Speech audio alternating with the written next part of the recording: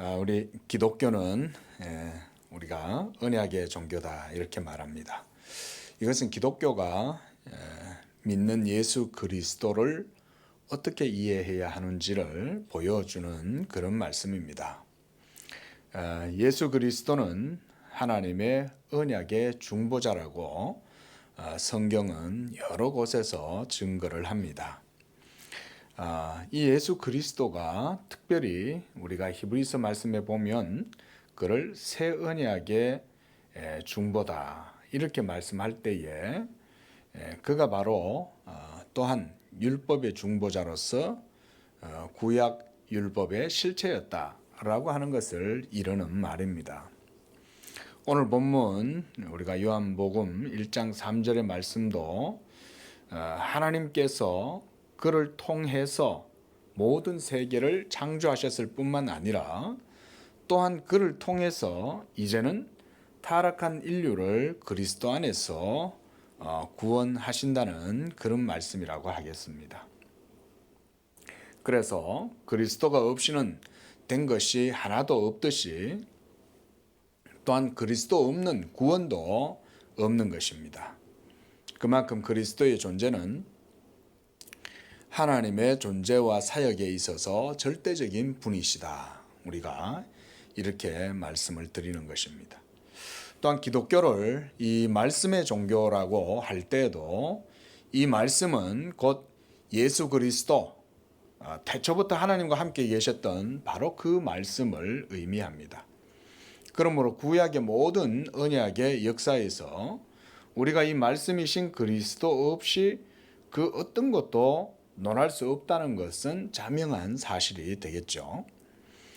신약의 여러 기자들 또 사도들 이런 것들을 통해서도 그리스도를 하나님과 사람 사이에 계시는 언약의 중보자다 이렇게 말씀들을 많이 증거를 합니다. 고린도전서 우리가 8장 6절 말씀을 보면 그러나 우리에게는 한 하나님 곧 아버지가 계시니 만물이 그에게서 났고 우리도 그를 위하여 있고 또 한 주 예수 그리스도께서 계시니 만물이 그로 말미암고 우리도 그로 말미암았느니라 이렇게 말씀합니다. 골로새서 1장 16절에서도 사도는 만물이 그에게 창조되되 하늘과 땅에서 보이는 것들과 보이지 않는 것들과 혹은 왕권들이나 주권들이나 통치자들이나 권세들이나 만물이 다 그로 말미암고 그를 위하여 창조되었다. 이렇게 또 말씀하죠. 그리고 골로새서 오늘 우리가 읽었던 이 본문 말씀도 마찬가지고 이 골로새서 말씀이나 고린도전서 이 말씀에도 보면 모든 만물의 창조주이신 하나님이 계시고 그 다음에 또 그리스도께서 계신다 이렇게 말하는 거예요. 그러니까 성경은 하나님이 계시고 또 중보자이신 예수 그리스도에 대해서 말씀을 하고 있는 거예요. 모든 세계의 창조도 하나님께서 창조하시되 그럼 어떻게 창조하셨냐라는 질문을 우리가 할 수 있겠죠. 그러면 그리스도로 말미암아 창조하셨다. 그리스도를 통해서 그가 모든 창조의 본질이다 이 말이에요. 하나님께서 세계를 창조하시되 그리스도를 본질이요 근본으로 삼아서 그로 말미암아 모든 세계를 다 창조했다. 이런 말씀이죠.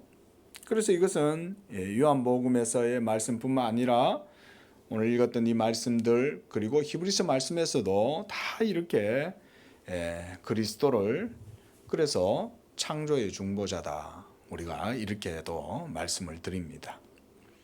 그래서 모든 세계에 우리가 진실이 무엇인가? 우리가 진실이란 말을 많이 쓰잖아요. 그 진실이 뭐냐 이거죠. 이 모든 세계의 진실이. 성경은 그것에 대해서 명확하게 얘기를 해주고 있습니다. 이 모든 세계의 진실은 중보자 그리스도가 없이는 아무것도 된 것이 없다는 거예요. 오늘 1장 3절 말씀처럼 만물이 그로 말미암아 지은 바 되었지만 모든 지어진 것이 그가 없이 된 것은 하나도 없다는 얘기. 이것은 바로 그리스도가 없이는 아무것도 있을 수 없다는 거죠. 이게 바로 진실이라는 거예요. 그래서 중보자 그리스도를 아는 지식이 매우 중요한 것이겠죠. 또한 그를 아는 것이 바로 하나님의 진리를 아는 지식인 거예요.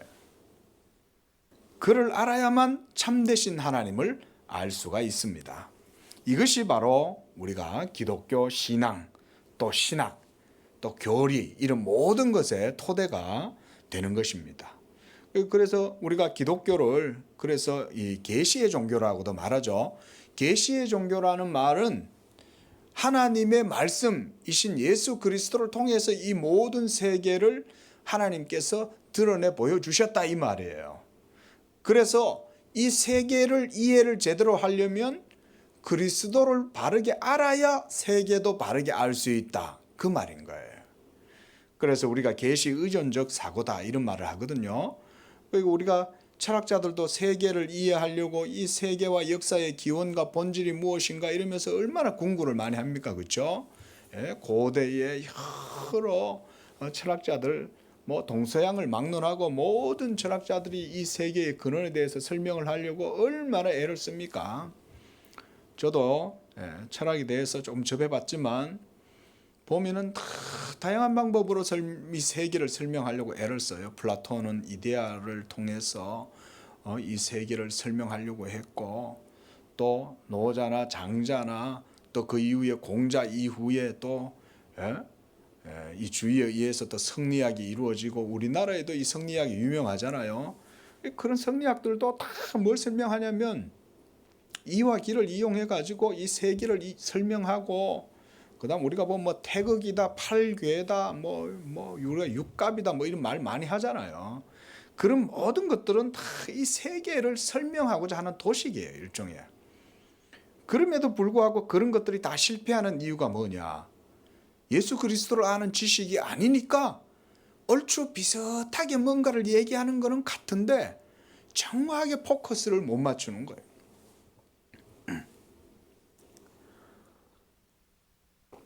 우리가 망원경을 가지고 멀리 어떤 것들을 이렇게 관찰을 하려고 보면 어떻습니까?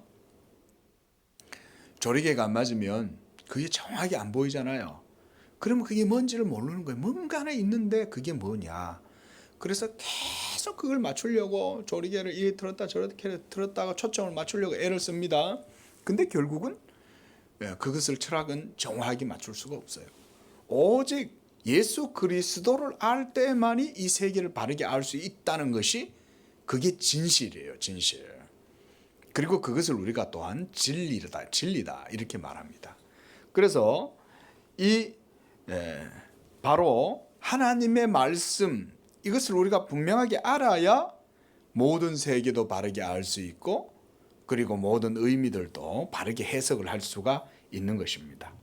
그래서 모든 성경의 진리가 그처럼 중보자 그리스도가 없이는, 그래서 우리가 역사, 그다음 계시, 그리고 창조와 또 그로 말미암는 하나님의 영광 이런 것까지 이 모든 우주 법철학적인 이런 개념들을 우리가 바르게 가질 수가 없어요. 그래서 우리 기독교는 철저히 예수 그리스도의 말씀을 따라서 모든 하나님의 계시에 사고를 하고 해석을 하는 것입니다. 자, 이렇게 중보자 그리스도의 존재가 성경에는 매우 중요하게 증거하고 있기 때문에 반드시 그를 알아야 우리가 성경 전체의 핵심, 전체 논지를 바르게 파악을 할 수가 있는 거예요. 그래서 어떤 분들은 이것을 그래서 성경 맥잡기다 이런 말도 하고 하시는데, 이 말은 그거죠. 성경의 맥을 잡으면 결국은 그 증거하는 바 성경의 요체, 그게 바로 중보자 그리스도에 대한 것임을 알게 된다 이 말인 거예요. 그래서 또 어떤 분들은 성경 맥잡기란 표현과 대응되게 이렇게 그리스도 중심적인 성경 해석도 이렇게 표현도 해요. 그 똑같은 말인 거예요. 왜냐? 신구약 모두가 다 중보자 그리스도에 대한 증거이기 때문에 그가 바로 하나님께로부터 오신 하나님의 말씀이고 이 말씀이신 그리스도를 알아야 참된 계시의 정신을 가질 수가 있고 그래서 하나님에 대한 참된 지혜와 지식을 가질 수가 있다 이 얘기인 거예요. 그리스도 중심적인 성경 해석이란 것도 그런 의미죠. 하나님께서 모든 세계를 창조하실 때에 그 기초, 근본이 바로 하나님의 말씀이 되게 하신 거예요. 그래서 이 말씀은 제2위이신 하나님의 아들의 위격으로 돌려지는 명칭입니다. 우리가 홀로고스다. 이 로고스라는 말을 그래서 예수 그리스도, 성부, 성자, 성령, 삼일체 가운데 제2위격이신 하나님의 아들 그리스도에게로 돌리는 명칭이 바로 하나님의 말씀이다.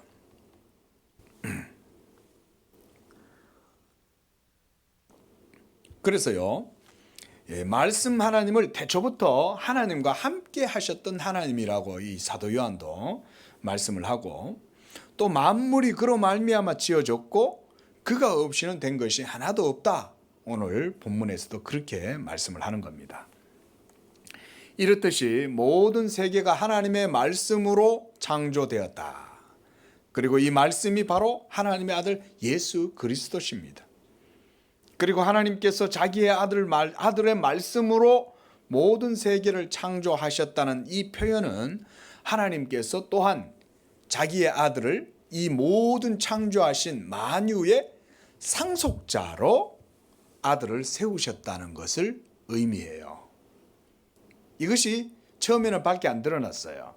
그런데 성령을 통하여 구약의 선지자들에게서 이것이 점점 드러나게 되었고 신약에 이르러서는 이제 성령이 교회 가운데에 임재하셨기 때문에 하나님께서 특별히 자기의 교회 가운데에 복음이 선포될 때 이러한 그리스도의 영광을 드러내 보여주셨어요.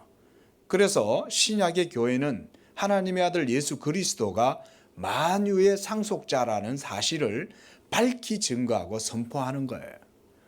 우리가 오늘 읽었던 고린도전서 8장 6절 말씀에도 그런 말씀이 있어요.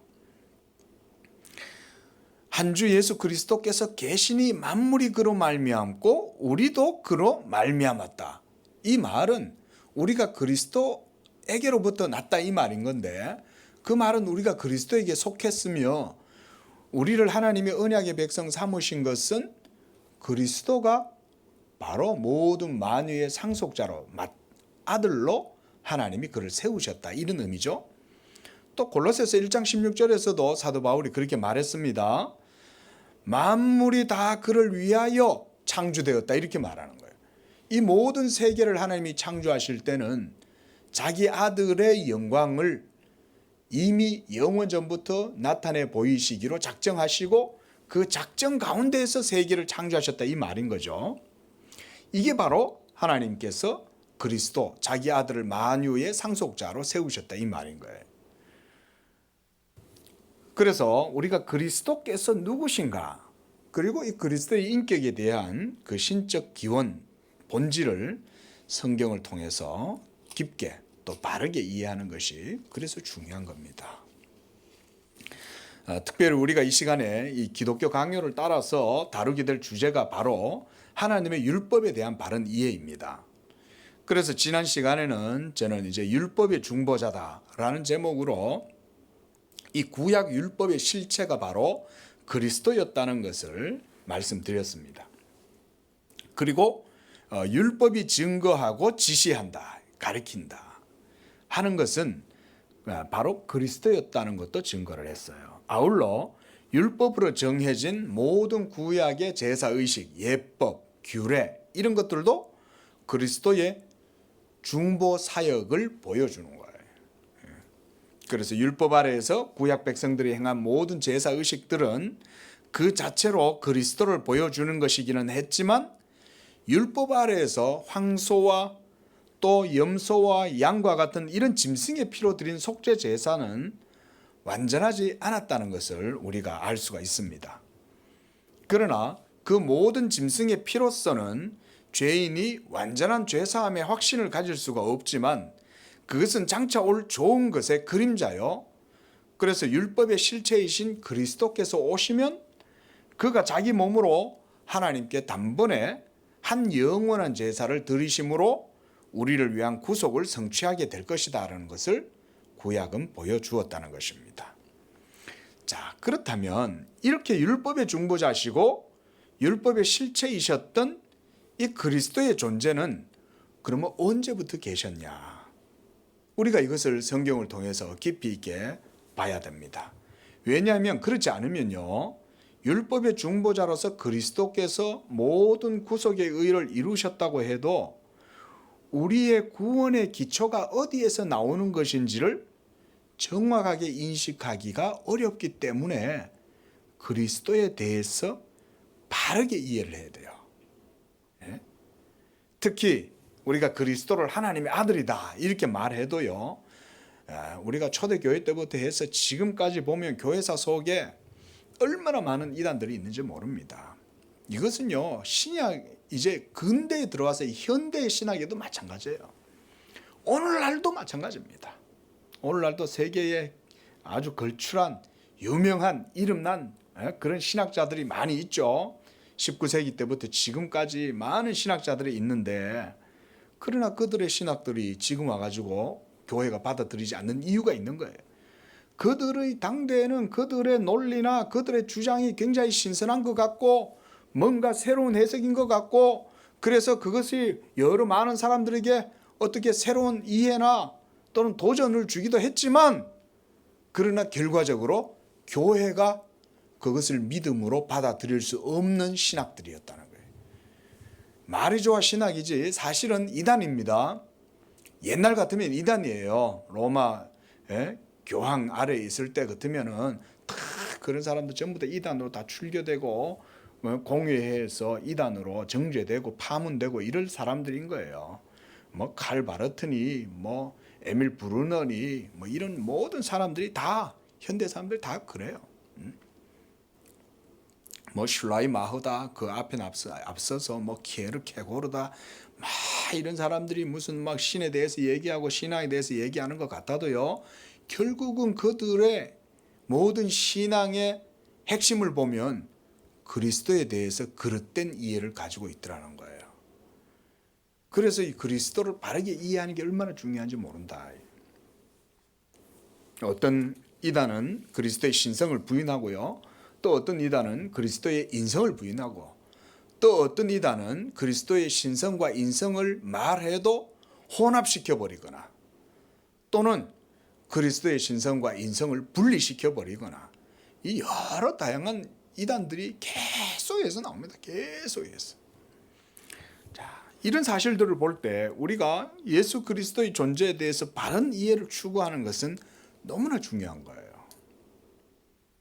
가장 그리스도에 대해서 그렇다면 우리가 바르게 이해할 수 있는 방법이 무엇이겠습니까? 바로 하나님의 계시의 말씀인 이 기록된 말씀, 성경 이외에는 없어요. 이거를 그래서 우리가 개신교회가 아주 중요하게 주장을 하는 거예요. 솔라 스크립투라, 하나님의 말씀 이외에는 아무것도 없다 이 말인 거예요. 그래서 특히 율법과 관련해서 그리스도를 또한 바르게 이해하는 것도 중요하죠. 왜냐하면 구약의 모든 율법이 바로 그리스도를 보여주는 것이기 때문에 그렇습니다. 그뿐 아니라 구약의 모든 역사에서 그리스도의 존재는 항상 이스라엘의 역사 가운데 그분 자신을 언약의 사자, 여호와의 사자로서 하나님이 자신을 이스라엘에 드러내 보여주셨어요.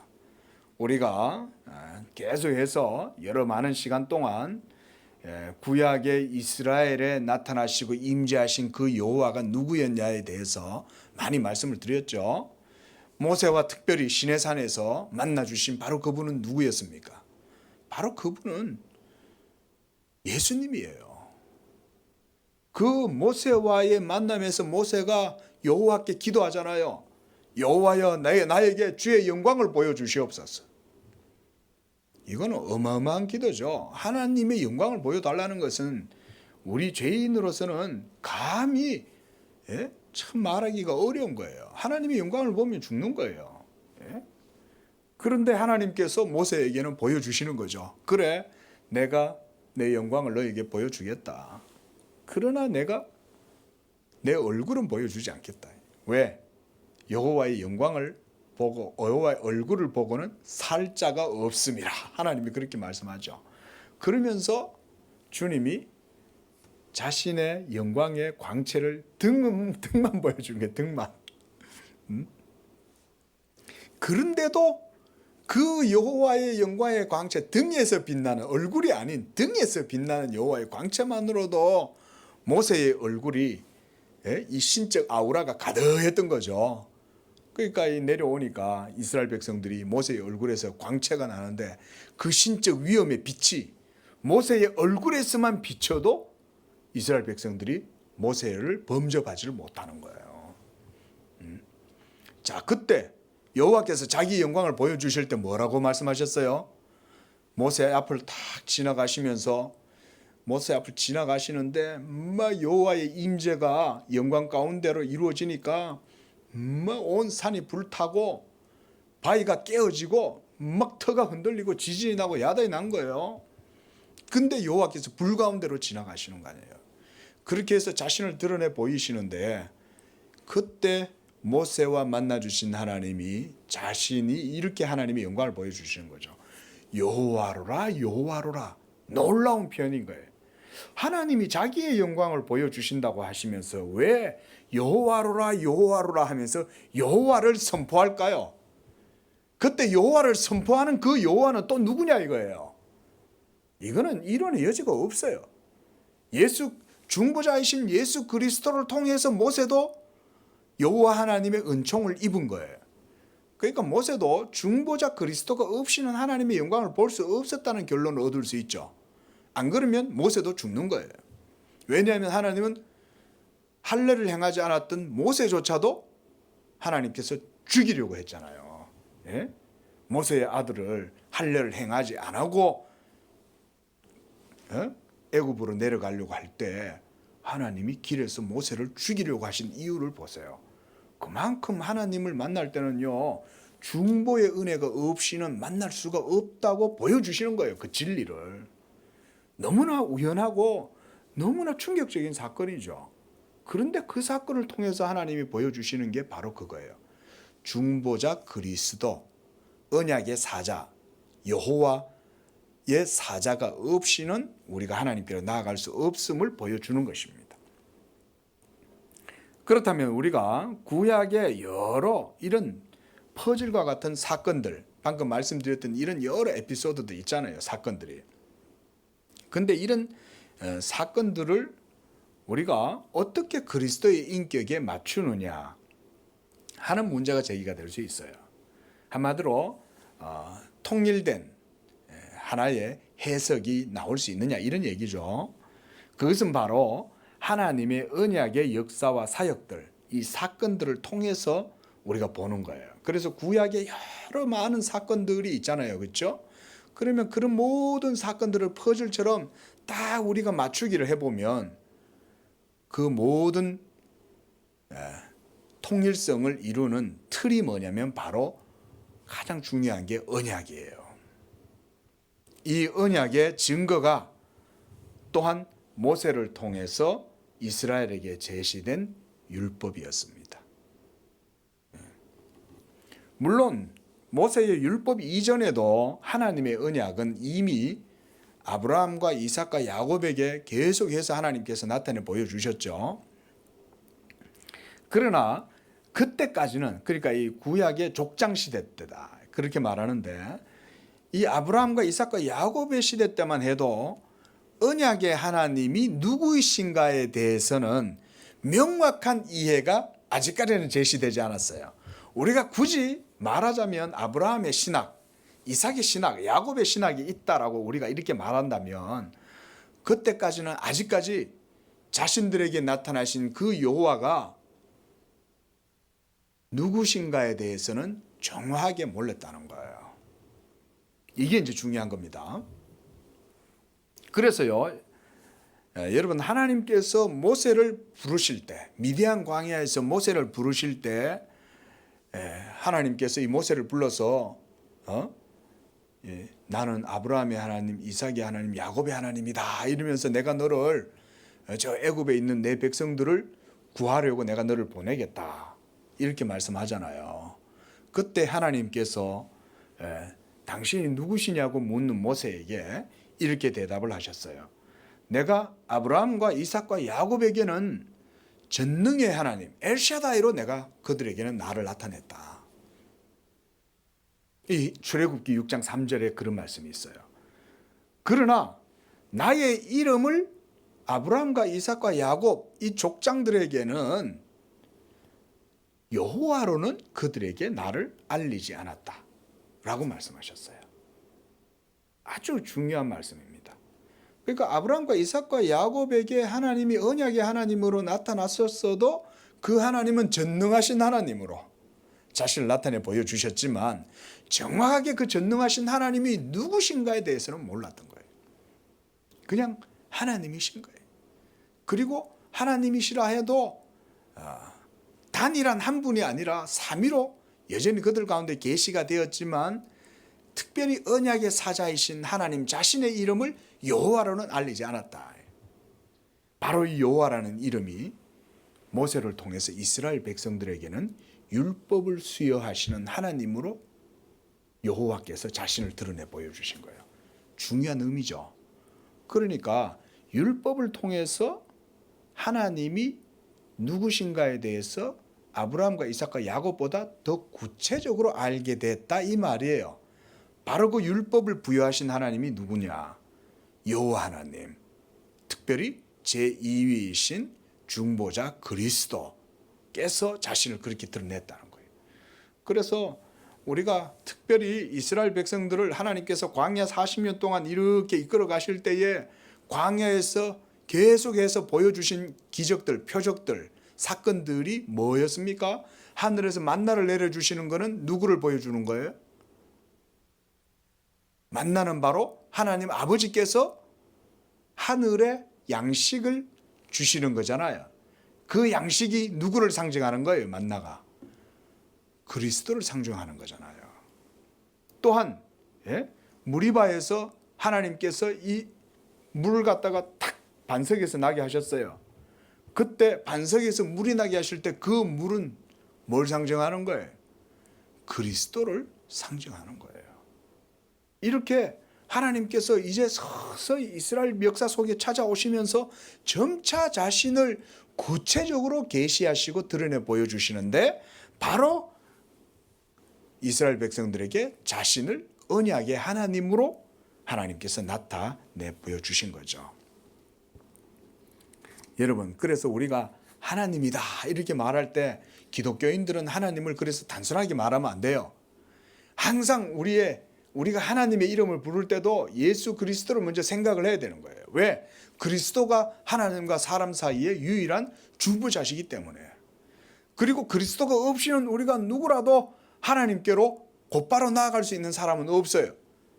하나님 없이, 중보자 그리스도가 없이 하나님께 나아간다면 그 사람은 죽는 거예요. 여호와의 영광이 충돌해가지고 여호와의 진노가 격발이 돼갖고 하나님이 임재 앞에 그리스도의 중보의 의를 힘입지 않고서는 그냥 죽는 겁니다. 웃사가 겁도 없이 여호와의 궤를, 법궤를 딱 만졌는데 웃사가 그 자리에서 하나님께서 이 웃사를 찢어버리시잖아요. 그냥 죽은 게 아니에요. 웃사가 찢김 받아 죽는 거예요. 처참하게 죽는 거예요. 그만큼 여호와의 이 어미하심은 이루 말할 수가 없어요. 겁도 없이 100만 볼트짜리 전설을 붙든 거나 마찬가지인 거예요. 그래서 우리가요, 하나님이 누구신가라고 할 때 그 하나님을 바로 이렇게 이해를 해야 됩니다. 그리고 하나님께서 우리에게 자신을 계시해 주신 대로 우리가 이해를 하고, 그렇게 해서 하나님께서 자신을 이처럼 역사 가운데 인류 가운데 구속주로 나타내시기 위해서 바로 아브라함의 언약을 모체로 사용하셨다. 그리고 율법을 통해서 자신을 더욱더 구체적으로 드러내시 시작하셨다는 거예요. 이것이 그래서 우리가 구약 역사의 전체적인 맥락이라고 할 수 있어요. 그 이후에는 사사 시대가 이제 가나안 정복 시대, 그다음 사사 시대, 그렇죠? 그다음에 역사 사무엘 상하부터 해가지고 우리가 역대 상하 요즘 우리가 이제 에스라 느헤미야를 봤는데요. 어떻습니까? 그 이후에는 딴 게 없어요. 계속해서 하나님의 율법을 따라서 하나님을 바르게 섬겨야 될 이스라엘의 역사는 계속 패역하고 불순종하고 어그러진 길로 걸어가서 결국은 바벨론의 포로가 됐다 이 얘기잖아요. 사실은 핵심 밑둥치는 다 거기까지예요. 모세가 율법을 주고 그 율법을 따라서 이스라엘의 역사가 시작되었다라고 하는 것이 이제는 그 밑둥치고 그 위로부터는 이제 다 가지예요. 가지. 이렇게 하나님께서 자기의 언약의 말씀을 이제는 율법의 형태로 이스라엘에게 제시했다. 자, 이런 이해가 없이 우리가 율법을 이해할 수 없습니다. 이런 이해가 없이 율법의 개념을 바르게 접근할 수가 없어요. 그래서 율법의 중보자가 그리스도다. 그래서 이 하나님의 구약의 모든 언약의 역사가 율법 아래에서 중보자 그리스도의 은혜 가운데에 진행됐다는 것을 이해해야 구약을 바르게 이해할 수 있어요. 안 그러면 뭐 구약을 말이죠. 전부 다 어떻게 이해하냐면 이 구약 시대에는 행위로 구원을 받았고 신약의 시대에는 믿음으로 구원을 받는다. 그래서 구약 시대 때 구원의 방식이 다르고 신약 시대 때 구원의 방식이 다르고 이런 이상한 소리들을 한단 말이에요. 그래서 구약의 하나님은 저급한 하나님, 심지어 초대교회 때 마르시온이라는 사람은 이런 주장을 한 거예요. 그래서 구약 성경은 아예 폐기 처분을 해버린 거예요. 그러나 신약의 예수 그리스도를 통해서 우리에게 보여주신 그 하나님이 진짜 하나님이다. 구약의 율법을 통해서 우리에게 나타난 하나님은 그거는 저급한 미천한 신이고 사랑도 없고 잔인한 신이다. 이런 식의 이해를 했단 말이에요. 그래서 율법을 바르게 이해하는 것이 굉장히 중요합니다. 자, 제가 이런 말씀을 이 저녁에 이렇게 증거한 것은 뭐냐면 바로 모든 언약의 중보자가 예수 그리스도라고 하는 사실이에요. 그래서 오늘 우리가 읽었던 이 요한복음 1장 3절에서도 바로 하나님께서 그로 말미암아 모든 세계를 지었다라고 이렇게 말씀하잖아요. 자, 여러분 하나님께서 예수 그리스도 즉 성부 성자 성령 가운데 제2위이신 하나님의 아들 이 예수 그리스도를 통해서 모든 세계를 창조하셨다면 그렇다면 타락하고 범죄하고 타락한 인류를 하나님께서 그들의 죄 가운데서 구원하실 때 이 구원도 당연히 제2위이신 이 그리스도의 말씀으로 우리를 구원하시는 것은 당연하죠. 그렇죠? 왜냐하면 그로 말미암아 모든 세계를 하나님이 지었기 때문에 이 세계에 새롭게 회복하시는 것, 모든 것들을 새롭게 갱신하는 그런 것들도 그리스도를 통해서 하나님이 이 역사를 이루시는 것은 당연한 거예요. 그래서 신약의 모든 사도 바울의 서신이나 이 모든 사도들의 증거들도 보면 하나님께서 예정하신 이 예수 그리스도 영원 전부터 하나님께서 택하신 종 이 그리스도를 통해서 하나님이 만유를 회복하신다라고 하는 말씀을 계속 사도 바울 같은 경우는 증거를 하는 거죠. 그게 하나님의 원래 뜻이었다는 거예요. 이 세계가 장차 그리스도 가운데에 그리스도 안에서 만유가 통일되는 줄로 믿으시기 바랍니다. 그래서 이 모든 만유가 그리스도 안에서 통일될 때 어떤 일이 일어나겠어요? 그리스도 안에서 통일된다는 얘기는 모든 중심이 그리스도다 이 말이죠. 그리고 그리스도에게 전부 다 인발브가 돼가지고 모든 것들이 다 센터가 그리스도고 그리스도를 통해서 모든 세계의 체계가 다 연결이 돼가지고 하나의 유니트가 된다는 말이잖아요. 그게 그리스도 안에서의 통일이란 말이에요. 그렇게 될 때 그리스도가 가장 높아질 거 아니에요? 그러면 얼마나 그리스도의 영광이 온 우주 만물 가운데 크게 드러나겠어요.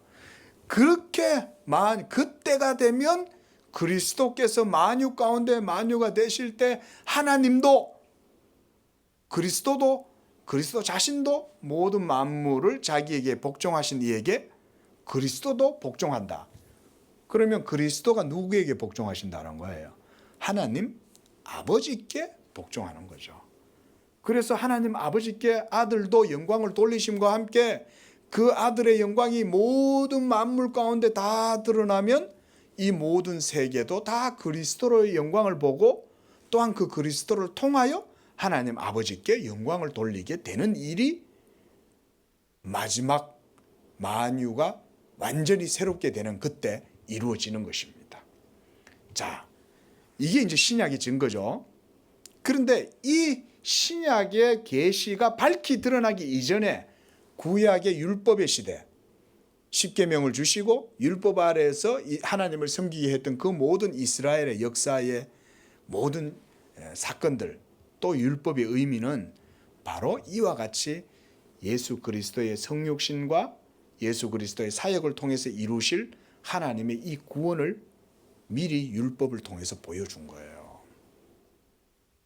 그러므로 구약 이스라엘 백성들이 하나님 앞에서 경외함과 겸손함과 순종함으로 여호와의 율법을 준행하고 여호와의 계명을 쫓아서 순종하면서 살았다면 이와 같은 그리스도의 모든 만유의 복이 미리 이스라엘 백성들 가운데 보증이 되어 있는 거예요. 그래서 그들이 순종을 해도 그리스도가 나타나고 순종을 하지 않아도 그리스도가 나타나요. 예? 놀라운 하나님의 방법이죠. 예? 언약을 순종했을 때는 그리스도의 영광의 빛과 은총이 기름짐이 언약의 기름짐이 그리스도로 말미암아 이스라엘 백성들 가운데 임했고 그 언약에 불순종하고 패역하고 어그러진 길로 가면 하나님께서 또한 그리스도 없는 은혜를 그리스도 없는 징계를 그들에게 또 나타내 보여주시는 거죠. 너희가 이 율법에 대한 순종과 이 율법에 대한 믿음으로 하나님을 의지하지 않는다면 중보자 없는 하나님의 징계가 너희들에게도 임한다는 거 아니에요. 그러니까 이 율법을 통해서 하나님은 둘 다 보여주시는 거예요. 그래서 하나님께서는 세일산과 에발산에서 그것을 율법의 저주와 축복을 동시에 선언하시는 거예요. 이 모든 것들이 뭘 보여준다고요? 그리스도의 중보, 언약의 중보가 바로 그리스도다. 이걸 보여준다. 이런 율법에 대한 우리가 바른 이해를 가질 때라야만이 또한 신약에 성육신 하셔서 우리에게 오신 그 예수 그리스도가 어떤 분인가를 정확하게 이해를 할 수 있어요. 그렇지 않으면 자꾸 이단에 빠지는 거예요. 그래서 기독론 이단들은 모두 다 이 언약론이 없어요. 예? 성경적인 언약론을 바르게 가지고 견지해서 율법에 대한 바른 이해를 가지고 있어야만 그리스도에 대한 바른 신앙을 갖게 되고 그리스도의 존재, 특별히 그리스도의 우리가 신성과 인성 이렇게 인격에 대해서 말하잖아요. 그 그리스도의 인격에 대해서도 우리가 혼란이 없어요. 그 잘못된 신앙에 빠지지 않아요. 그래서 우리가요 예수님을 잘못 이해하면 이단에 빠집니다. 이제 결론을 맺습니다. 결론적으로 율법을 바르게 언약사적으로 하나님의 말씀을 바르게 이해하지 못하며 율법을 그래서 율법의 중보자와 율법의 실체가 그리스도라는 것을 알지 못하면 그런 언약의 증거가 없이 예수를 아무리 이해하려고 해도 바르게 이해할 수 없다는 거예요. 그렇게 할 때 우리의 믿음도 하나님의 언약에 대한 바른 믿음에 서서 율법 폐기론으로도 가지도 않고 또 율법주의로도 흐르지도 않고 하나님의 온전한 이 언약의 말씀 속에서 복음의 신앙을 소유할 수 있다. 복음의 신앙을 소유해야 영적인 자유와 평안과 안식을 누릴 거 아니에요. 확실함 가운데서 확신 속에서 하나님을 아빠 아버지로 부르고 예배하면서 살 거 아니에요. 예? 이렇게 율법을 바르게 이해하는 게 중요하다. 그래서요 칼빈이 율법의 중보자 율법의 실체가 그리스도라는 것을 설명하기 위해서 기독교 강요 2권에서는 특별히 계속해서 율법에 대해서 깊이 있고 바르게 설명을 합니다. 그게 바로 그런 이유 때문이다. 기도하겠습니다.